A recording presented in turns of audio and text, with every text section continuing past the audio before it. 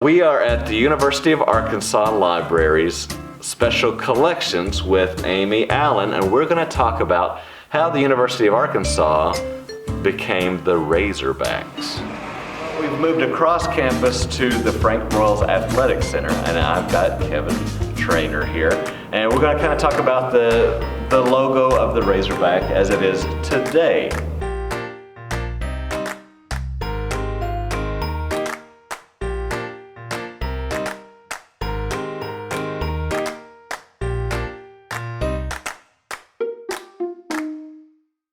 Amy, the University of Arkansas used to be the Cardinals. Can you tell us how they made the switch from Cardinals to Razorback? How did that happen? Well, a lot of it is legend and it's just stories that's been passed down over the years, so we don't have an actual written record. The most common legend is that after a great game against LSU in November of 1909, football coach Hugo Bezdek announced that the team played like a wild band of Razorback hogs. Yeah, okay. So we do know that after that game, the team, all the athletic teams were commonly referred to as the Razorbacks in the student publications. So that's when it really caught on and took hold. But the yearbook, the name of the yearbook was not changed from the Cardinal to the Razorback until 1916. Okay, so it was just kind of a nickname at first, and then it slowly just became official, I guess. Huh? Yes. Okay. We looked at a booklet authored by Hancock. He was the original artist of the running Razorback, right? Yes. And he was a student at the time. Yes, so he started drawing Razorbacks when he was a freshman in 1921. But at that time it was still mostly a standing Razorback. Then a couple years later he took an art class that showed how to depict motion, and he got the idea to make a running Razorback. So the year 1923-24 he experimented with a lot of different running Razorbacks and was the first person to really adopt that idea, and he was actually worked on the yearbook staff at the time. And so one of the first running Razorbacks was printed in the yearbook that year. Okay.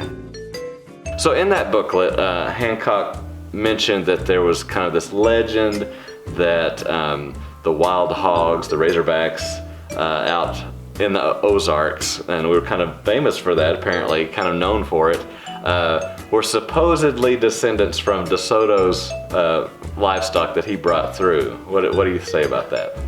So we don't have any records to say for sure where those wild hogs came from. It is a known legend that they did come over with European explorers and probably escaped from their herds into the wild and then quickly became wild hogs. Yeah. But we don't know for sure which herd they came from. Yeah, but that's kind of a fun story to think about anyway. Today I was lucky enough to see some artifacts in person, but you guys down here have worked really hard to make them accessible to everyone online. Can you kind of tell people how they can look these artifacts up and tons of other stuff? We do have several digital collections online, and we actually have Hank Hancock wrote a booklet about his development of the Razorback, which is fully available online through our digital collections. And we have other collections available, such as the student newspaper and the Razorback yearbook. So those can be found on our library website, which is libraries.uark.edu, and just go to the digital collections.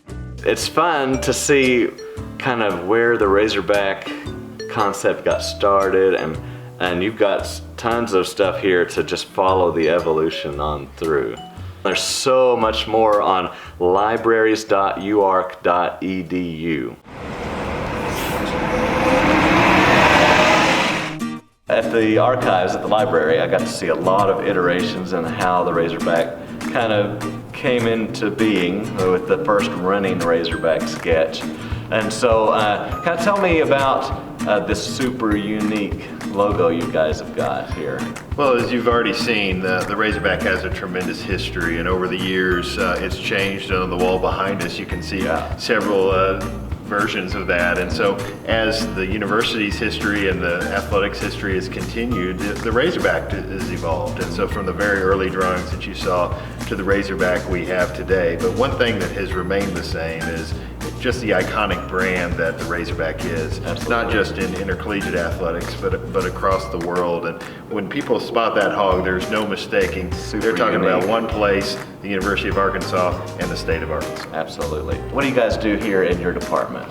Well, one of the important parts, along with keeping our history and tradition intact, is preserving the Razorback. It's such a unique part of who we are and what the state is, that protecting the Razorback, using it in appropriate ways, and making sure that as people use the Razorback, that it comes back to benefit students at the University of Arkansas and student athletes that are here in the department. So in the late 80s, we started a licensing program that really took the Razorback as a mark and made sure that it was being used properly, and proceeds come back to fund students and education and their participation in sports. So it's something that we shepherd very closely, just because it's such a unique mark. It means so much to us. We want to protect it for the fans of Arkansas and for the people that are fans of Arkansas Razorback athletics. Well, folks all over the natural state love and identify with the Razorback so much that I'm sure a lot of people would like to incorporate the Razorback into their businesses and their brands and sort of thing. So how do they go about that appropriately? Well, and it's a great question, and we really welcome people to engage with us. That's the biggest advice we can give you.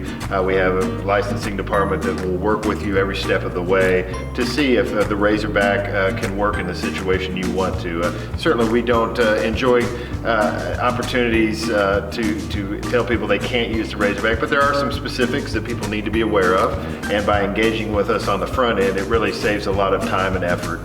This is a mark we're preserving, not just for the university, but for Arkansans everywhere. Sure. This is a special mark. So contact the athletic department. Jerry Thorpe handles our licensing department. Okay. And so contacting us is really the best first step to seeing about the use of the Razorback. Yeah, it doesn't hurt to ask, right?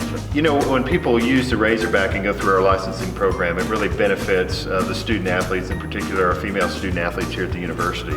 When the program was started in the late 1980s, it was to build support, financial support for our emerging women's sports programs. Okay. And so it's very important not only that we preserve the Razorback and its use, but it goes back into the students here at the university and women's athletics in particular. So it's a win-win situation. Absolutely. We get a chance to preserve that Razorback for everyone, but also support some deserving student athletes at the University of Arkansas.